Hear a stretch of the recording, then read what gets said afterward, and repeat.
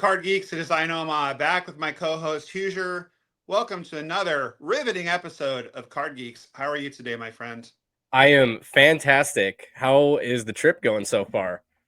It's going well. I came down with a touch of the COVID, but it's not too bad. And I'm hoping I can get in the studio in the next day or two. So fingers crossed. Definitely. We're Fingers all crossed. wishing you a speedy recovery. Thank you, my friend. Well, being able to record and talk cards with you makes it much less painful. So let's get right into it. Guys, we were talking about the fact that the season's about to start, and we are both very opinionated and know a lot about cards, as you all know, and as you do as well. So we're going to talk about which cards we think are going to boom this year and which cards we think are going to bust this year. Yep. So without any further ado, let's get right into it. Hoosier, who are you thinking is going to boom this year? What card values are going to go up? I think the most apparent one is going to be Shohei Ohtani. His card prices have been astronomically high since before the 50-50 season. He's been touted as a massive international prospect back when he was playing in Japan. He came over, he got hurt. We saw his card prices dip. That was probably the one time where his card prices really went down. A lot of people thought that he wasn't going to recover. But as we've seen, he has just been breaking records. He's been doing things that we've never seen been done. And I think that's just going to continue throughout the 2025 season.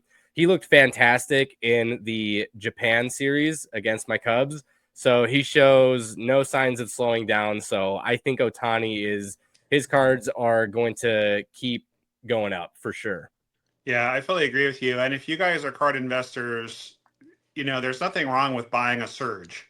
We talked about buying the dip, but if you want to buy the surge, there's nothing wrong with it. It's really not a question of the card value was here and now it's here, so you shouldn't buy it. The question is, do you think it's going to get here? Because this is still a valley relative to here. So I fully agree with you. I think Shohei is going to start pitching again this year. Dodgers are going to be really good this year. Although a little sneak preview, I predict a couple of Dodgers prices are going to go down this year, and we'll tell you why in a Okay. second. But I agree with you on Shohei. Give me another one that you think is going to go up this year. I also think that Bobby Witt Jr.'s card prices are going to continue to go up. He looked great last year, had an amazing season. I think that he's going to most likely have a 30-30 season or higher this year. And he's just such an electric player. He's got a great personality. And it also, I think it helps too that he's into cards himself. So I think that definitely gives his cards a boost in value. But I think that he's slated for another monster year. And there is another Kansas City Royal that we're going to talk about later that we actually have two different opinions on. So I'm excited for that. Fight, fight, Yeah. fight. Well, I'm going to throw one out there. I am thinking that my boy Corbin Carroll is due. Speaking of Major League superstars who collect, I do agree with you on Bobby Witt. By the way, he's my pick for American League MVP. Judge is about due to pull a hammy or get hurt in some way. It's been a few years of health for him, so he's Yeah. about due. I think Witt's going to go 35-35 or 40-40. But I want to talk a little bit about Corbin Carroll. If you're new to Card Definitely. Geeks or new to my channel, by the way, guys, please like the video while you're thinking of it. It really helps us out, helps the channels to grow. And if you're watching on Hoosier's channel, come over to mine and subscribe, and vice versa.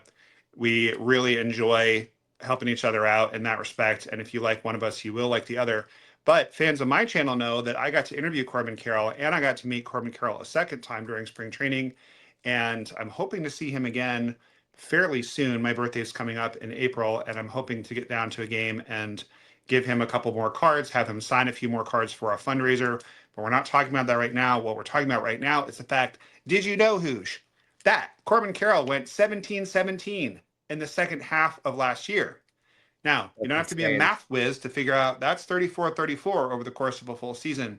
A couple things that were going on with him. He had a shoulder injury early Yep. last year.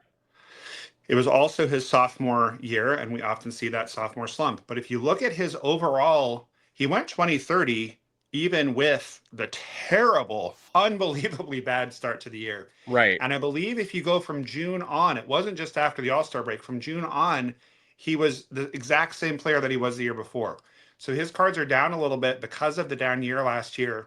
However, don't sleep on Corbin Carroll. Granted, he's in a fairly small market. However, the Diamondbacks are going to be the second best team in the NL West after the Dodgers, and I think in the entire National League. They had the best offense in baseball last year. They signed Corbin Burns. D-backs are going to be hot this year, and I think that Corbin's cards are going to keep going up. As a matter of fact, he is my pick for NL MVP runner-up because we all Okay. know who's going to win the MVP, Yeah. assuming that Shohei doesn't get hurt. But I think he's going to have a massive year this year. I really do. I agree. And you said something in one of your last videos that I think is very true. You stated that the Diamondbacks said that he was 100% early last season, but it just seemed like there was something that was still really off with him. And sometimes those injuries, even though you're physically 100%, they Mm-hmm. still linger and really affect a player's mentality. And I think that's a part of what was going on with Corbin. And I think that him getting the rest that he needed, and he's been tearing up preseason this year. So I agree. I Yeah. think that there is only up for Corbin Carroll this year. For sure. And they say that you shouldn't pay attention to spring training stats, but I think when someone is coming off of a down year or off of an injury or off of whatever, you should pay attention to it. And I think that he is good to go. And I can verify, having been in his presence a couple times, his energy is really high. When I hug the guy, it's like he's made out of marble. I mean, he's so strong. Yeah. I know he's physically a little bit of a he's not as tall as Aaron Judge, we'll just put it that way, but he is been working hard, and he talked to me in that interview that I did about the fact that he's learned how to condition his body to get through the grind of a full Mm, season. So let's not forget either that his first year they went all the way to the World Series, so he didn't get as right. long of a rest, and Right. that might have carried into the beginning of last year too. So Corbin Carroll's going to do great. Who's another guy that you think is going to boom this year as far as card value? I'm going to go with Ellie De La Cruz. Now, we know that he struggled with injury. His card values were really high when he first came in because of all the hype. He's an incredible athlete. He's so much fun to watch. He is a freak of nature on the base path. He also has amazing strength. I think that if he can remain healthy, I think that he's going to have a monster year. Like you said, I think it's going to be an issue of him settling in as well. Last year, he did struggle with strikeouts, but towards the end, it seemed like he kind of gathered himself a little bit better in that area. But I think that he's phenomenal and he's going to adjust to those issues. And I think that he's just going to be one of those players that continues to get better with time. So I think that his cards right now are undervalued because I think that we've seen a pretty significant dip in his, especially like his rookie stuff. So I am looking forward to a big year from Ellie De La Cruz. What about you? Yeah, and it's wild because I believe he led the league in steals last year, and he's such an electric player. He's got a cool name. He is really fun to watch. He's got a lot of passion for the game. He has a lot of flair. I think the Reds are going to make the playoffs this year too, which definitely Mm, helps a player's card values. yeah, And I agree with you. I think it's kind of like when we're talking about Otani. It's not like they're super low or super flat, but they're a little lower than they're going to be. So I fully agree with that one. I've got one for you guys that no one seems to be talking about, which is Ronald Acuna Jr. The guy went 47 a year before last. He was as hot cards get. yeah, And everyone seems to have forgotten about him. The market is fickle. He's not going to be back until May. I just drafted him in the fourth round of my 12-team fantasy league, which I couldn't believe. And I was yeah, drafting him in the middle of the round. I was like, is he still there? Okay, I'll take him. yeah. But I really do think that as soon as Acuna comes back, I don't think he's going to steal as much this year. But I think he's going to have a 30-20 season. I think he's going to hit 300 or higher. I think the Braves are going to be very good this year. And I'm seeing Acuna rising. And another guy who had injury issues last year is I don't know if you've ever heard of this guy, but it's Michael Nelson, and then it's the name of a fish. I think it's Salmon, Mike Salmon. No, No, I I'm don't think it's talking about salmon. our boy Mike Trout. Yep. Mike Trout. I think he's also my fantasy team. I think he's going to come roaring back this year. I think we're looking at 30 to 40 dingers. I'm predicting he's going to have about 3 or 4 years of vintage Mike Trout before a few years of fade. He's going to be moving to right field.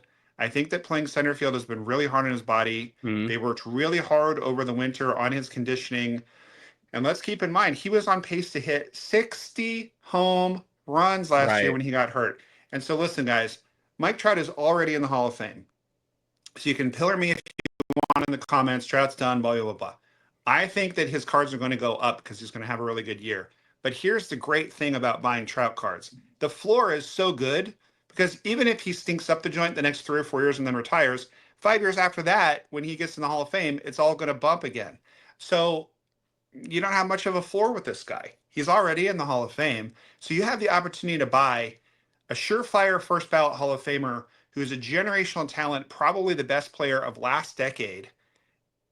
You've got a slump of a player like that whose floor is so high and whose Yep. ceiling is who knows.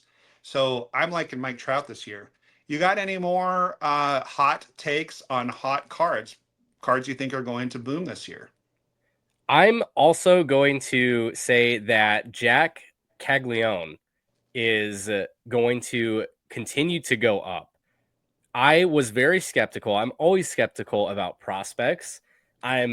Well, this is a topic for another video, but I'm still not sold on Matt Shaw for my Cubbies. I think that he's very overpriced, but Jack Caglione has shown that he belongs here. He belongs in the bigs.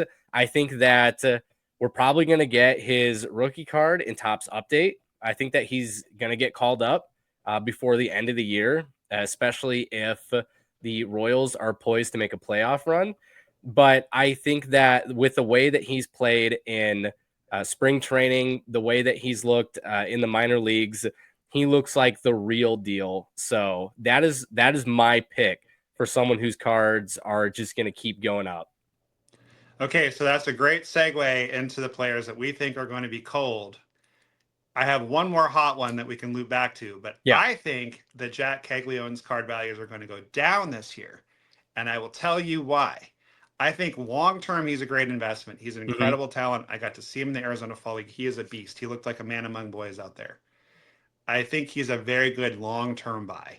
Mm-hmm. But I think this year, I'll once again reference Mike Trout, very touted, very highly hyped prospect. When he came up, he was bad.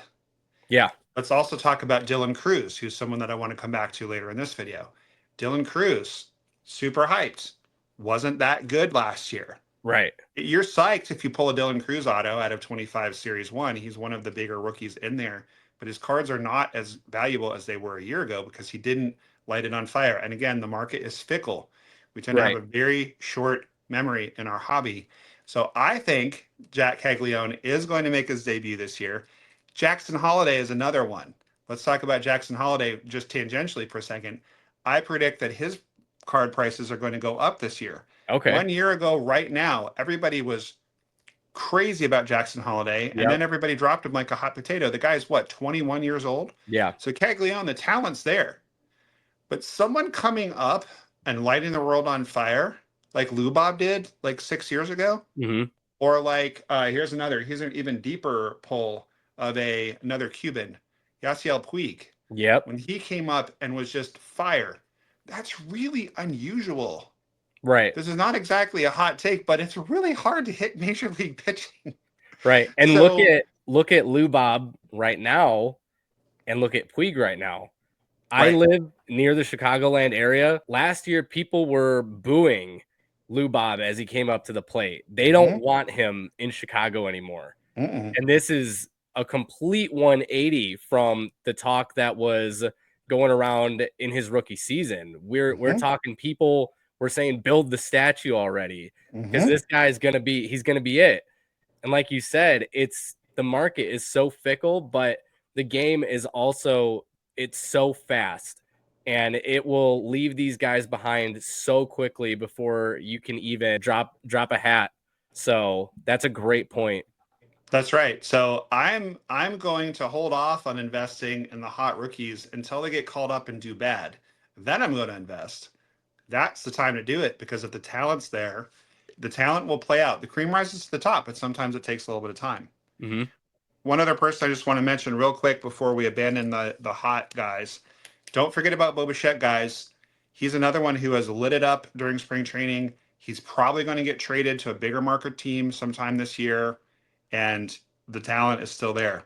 I think he was dealing with who Definitely. knows what family stuff, injury stuff last year. We don't know. Bo Bichette. Any other hot boom players before we move on? Because I want to dive into this cold water. We got some Yeah. interesting names here. Yeah, I think I'm ready to get into the bust section of this topic. Okay, so there is one guy who's immensely popular who is on both our lists. So I can't Mhm. wait to talk about this one. Go for it. So the first one, and I will preface this with saying that I am a huge fan.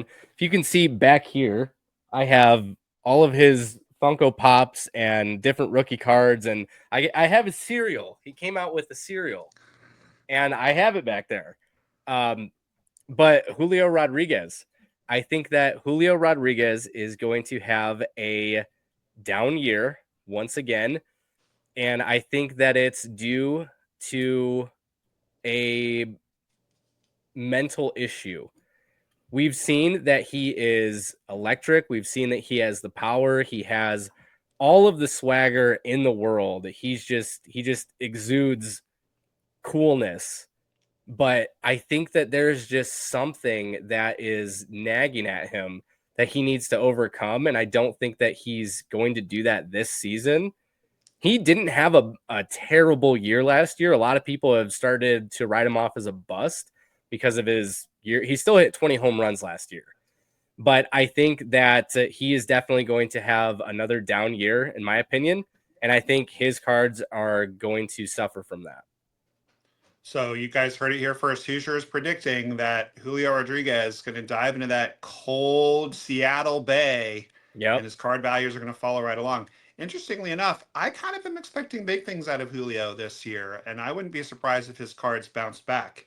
But let's keep the ball rolling with the cold. Who are you predicting is also going to get cold and bust out this year? Excuse me, bust. That's Not bust out, but bust. Does It's interesting how if you use that word in different contexts, you're going to bust out or you're a bust. But anyway, we're talking yeah. about cards that are going to bust. Now, don't crucify me in the comments because if you crucify me, then you have to go after Nomah too because this is our mutual pick. Oh, here we And it's go. none Here we other go. than the golden boy of Pittsburgh, Paul Skeens. I think that there is nowhere else for Skeens to go but down. We saw the iconic MLB debut patch sell for over $1 million just recently. Whew. I think that is on par with. Do you remember the Mac Jones rookie card that sold Yep. for $100,000 in cash? As a New England sports fan, I remember I'm it all too well. Now I'm not saying that Skeens and Mac Jones are the same type of player. I think Skeens is going to be good for a long time, but we just don't see long-term value in pitchers. Even pitchers like Clayton Kershaw, who are guaranteed Hall of Famers, he has cards that, yes, are very expensive, but for the most part, we don't have people going out and spending Jackson Holiday money on Clayton Kershaw cards, right? People love the hype. They love the chase of the rookie, the prospects.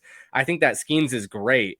Don't get me wrong. This might be a little biased because I'm a Cubs fan and I hate watching him bully batters 1 through 9 for 3 hours. But I think that he's one bad injury away from becoming the guy that is, hey, he had an amazing rookie season. He was great to watch, but who knows if he's going to be able to stay healthy. Yeah, for sure. And the two names that come to my mind are Tim Lincecum and Steven Strasburg. Yep. And for me, it's like Skeens checks all the boxes of someone who's going to be hyped, even though he plays for a small market team, which is kind of weird. With Mm-hmm. the sub 2 ERA, starting in the All Star game, has a famous, attractive girlfriend. He's got the mustache. I mean, guys with mustaches are pretty cool. It's Wouldn't you true. agree, Hoosier? Yeah, I would say so. And he was in the military and flew fighter jets, which I mean, he is as cool as they get, and he seems to be a really nice guy as well. And listen, I would not be at all surprised if Paul Skeens went on to be the most dominant pitcher in MLB for the next 10 years, wins 3 or 4 Cy Youngs, and goes to the Hall of Fame. I'm not saying that. What I'm saying is that either this year or next year, he's going to get hurt. People are going to figure him out. He's going to go through a stretch, 5, 6, 7 rough starts. He's going to be getting lit up, and the card values are going to dip because, again, the market is fickle and people panic. So I don't know that he's a bad long term investment, but not at the prices we're at right now. I would probably buy a dip of Paul Skeens, to be Hmm. honest, but I'm not buying right now. And again, Tim Lincecum won a couple Cy Young awards. Yeah.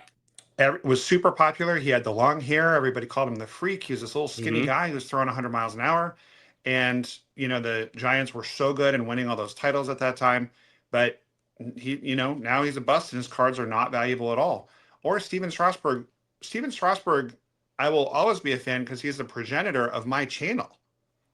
I opened a high-end product. I think it was Triple Threads, if I remember right. I had never bought like a high-end product Yeah. before, and I recorded myself opening it just for fun. And I posted it on the bench and on Sports Card Forum where I do a lot of trading, and just to share it with people because I hit a 1 of 1 Steven Strasburg laundry tag, which is crazy. I Yeah. believe it's still the only laundry tag I pulled. So I'm very fond of Steven Strasburg. And listen, Strasburg cards and Lincecum cards are not worthless, Right. but neither of them are in the Hall of Fame. Neither of them really panned out. There's people at PC those guys, but Skeens has nowhere to go but down, like you said. Well, Any even other? Sorry, go ahead. yeah, I was just gonna point out, even a Hall of Famer, just certified dominant pitcher like Randy Johnson, for example. Randy Johnson cards are very affordable. Even some of the very high end products, I was looking to get myself a Randy Johnson autograph, and there was a Dynasty like autograph to 25 on card that sold for less than the price of a Bowman hobby box. It sold for Mm-hmm. like $280, and it's a sick card of one of the greatest pitchers to ever do it. Mm-hmm. So even with if Skeens does have that type of career, I don't think that, like you said, I don't think the value is going to hold. I fully agree with you. I mean, I think the big units card values are affected by the bird lobby Mm-hmm. because, I think they've really conspired to pull his I agree. cards down. You know, you murder one bird and Yep. people just Then can you're a never get over villain. it. Mm-hmm. All right, well, let's go forward. Who else do you think is going to bust this year? I am going with Matt Shaw. We talked about it a little bit earlier. There's a lot of Cubs fans that are very excited about him, but I personally think that he almost reminds me of Matt Mervis.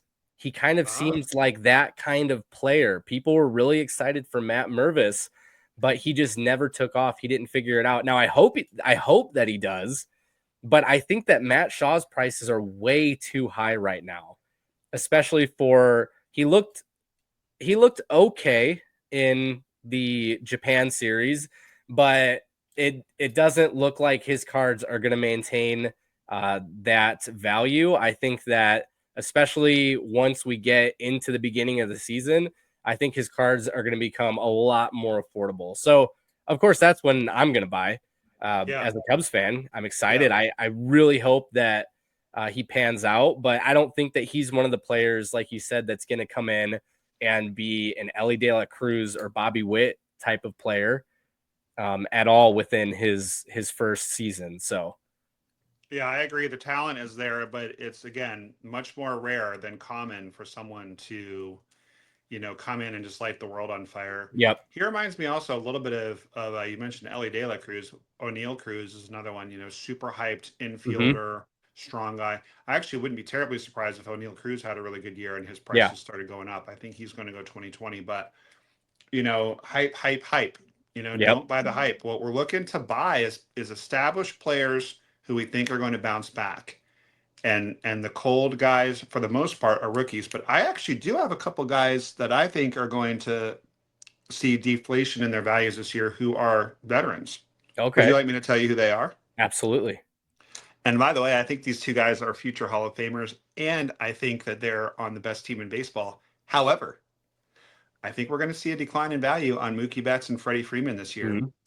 And those are dips that I would definitely buy. But here's why: neither of these guys are healthy coming into the year.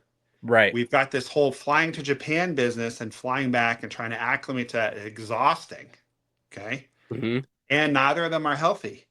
From what I heard, Mookie lost between 10 and 15 pounds, and he is not a big dude. He didn't have Right. that much to lose Right. because he got some kind of illness. So he's going to have to build back his strength.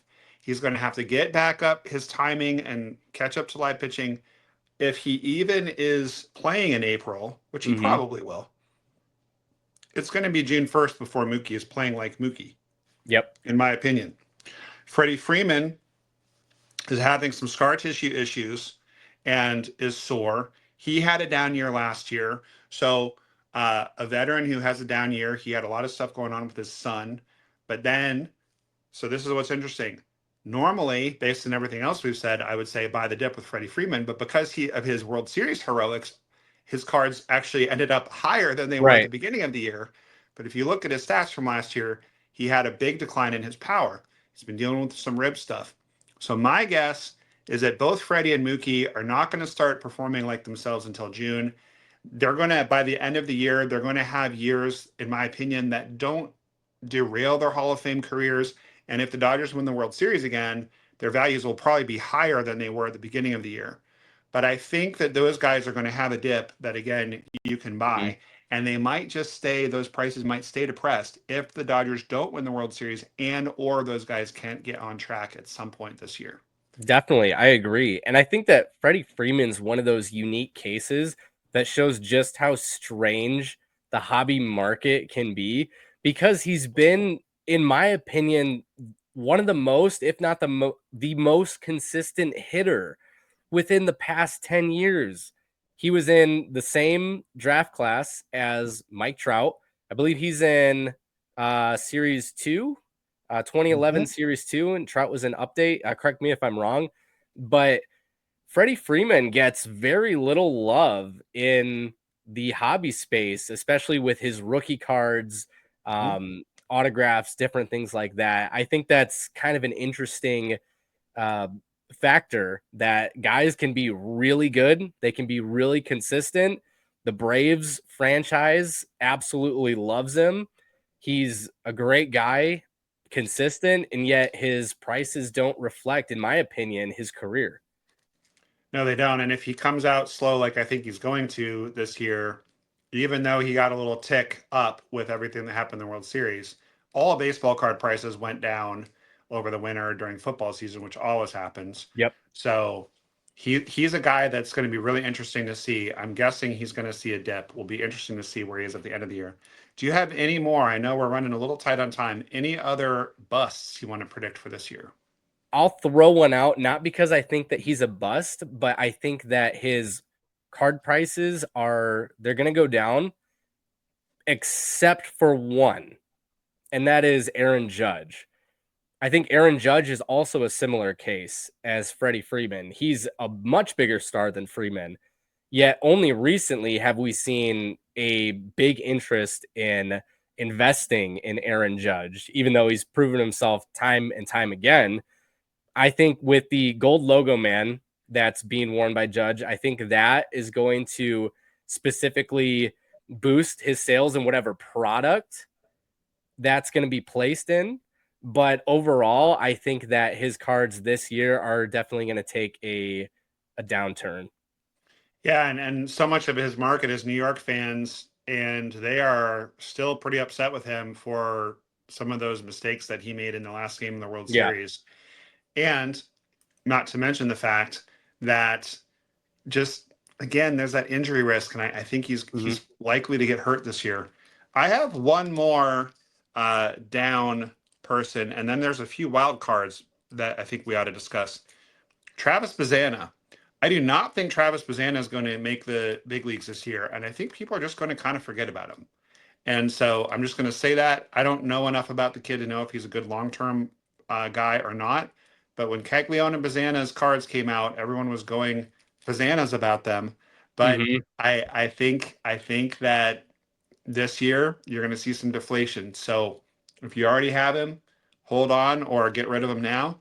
And if you don't have him, might be a good time to invest about mid-year when everyone just kind of forgets about him. Yeah. Let's pivot into a couple wild cards. You got one or two guys that you're just kind of like real curious. You feel like their value is not going to hold steady. It's going to go up or down, but how? I think James Wood is going to be one of those. I think that his is going to go up for sure. I think that he has immense potential and he's shown flashes of it. Last year, he didn't have a fantastic year, but some of the home runs that he hit, it showed flashes of this insane power. He has insane power. So I think, and especially with how young he is, I think that he's only going to get better and better. And I think this year, his sophomore year, technically, even though we're seeing his rookie cards in Series 1, I think his sophomore year, he's going to have a really good year, and I think he's going to do better with figuring out big league pitching. So my wild card is going to be James Wood, and I kind of talked about it earlier, but Caglione as well. I think that he's going to be a huge chase if and when he gets his rookie card put in 2025 Topps update. So those are my wild card predictions. And you guys will hear about it first here on Card Geeks when we do know when and if his rookie card is coming out. I think you're right. It'll be an update, but we'll be doing reviews of all the new sets coming out. So keep your eyes peeled. My big wild card is actually, interestingly enough, his teammate. Very similar story. Mr. Dylan Cruz, all Yep. the talent in the world. I actually think that Dylan Cruz is going to go up this year. I drafted him for my fantasy team. The speed provides a pretty serious floor, and Mm-hmm. he's so talented that I think he's definitely going to catch on. I think he's going to be a superstar. I think he's a future MVP candidate, but it might not happen this year. So if he comes out strong this year, if he has a Corbin Carroll type season, which he's Yeah. perfectly capable of, I can really see his cards going through the roof. If he struggles again this year, I think there's going to be a big dip, but I would buy that dip. I'm actually in the process of trading for a rookie patch auto of Okay. our boy Dylan Cruz right now, just working on some of the particulars of it. Yep. I believe in him, and so does the hotel operator. So, from my lips to God's ears, Dylan Cruz is a wild card. I mean, the hotel just called and said, "We believe in Dylan Cruz." I heard it. So, I think you guys should buy Dylan Cruz. I'm just kidding. They were Also, calling about something else. really interestingly is his prices right now are pretty affordable. If you look at the price of a Series 1 jumbo box, it's going to be around $280 to $290. And a Dylan Cruz Independence Day true rookie, just sold for $250. So Whew. probably one of the best cards that you could ever hope to pull out of that product is cheaper than a jumbo box. So Yeah. especially before the season starts, this might be the time to pick up some Dylan Cruz. Well, and you guys heard it here too. By the way, I'm up in Canada right now, and I went to several hobby shops the other day. So keep an eye on my channel to see those rips. But at one of them, I found a 2025 Topps Series 1 jumbo box for a very affordable price because it's hard to find Topps baseball up here in Canada. And I said to the owner of the shop, Arvin, I said, I'm going to pull a Dylan Cruz auto out of here. I haven't opened the box yet, but you heard it here first. Putting it out When there. can You got to put it out when there. I believe. I Yeah. believe. All right, my friend. Well, is there anything that we missed that you want to just throw into the ring before we go? No, I don't think so. I think we covered everything that we wanted to hit. Well, this was another super fun episode. It's always a joy to spend time with you. And I just want to say to everyone watching on our channels, we are going to start a Card Geeks channel soon, but we want to get up to 10 episodes or so first, because when you start a new YouTube channel, little digression for you guys thinking about doing it, you want to have 10 episodes recorded and loaded onto the channel before you launch the channel. So if people like what they see, they can keep watching. So Yep. that's just something that the algorithm likes. So for now, we're posting them on our own individual channels. Keep your eyes posted for that Card Geeks channel. Make sure to watch the video on each of our channels. If you have free time to burn, it will really help both of our channels out. And you'll probably get some scintillating insight on your second listen that you might have missed the first time, because there's no one geekier than the two of us when it comes to cards. Wouldn't you agree? I absolutely agree. And this channel exists because of you guys and for you guys. So if there's anything you think we could be doing better or any topics you want us to cover, please put those in the comments. And thank you guys so much for watching. We greatly appreciate it. And make sure to tune in next time. I got to get the phone again. And in the meantime, keep on ripping. ripping.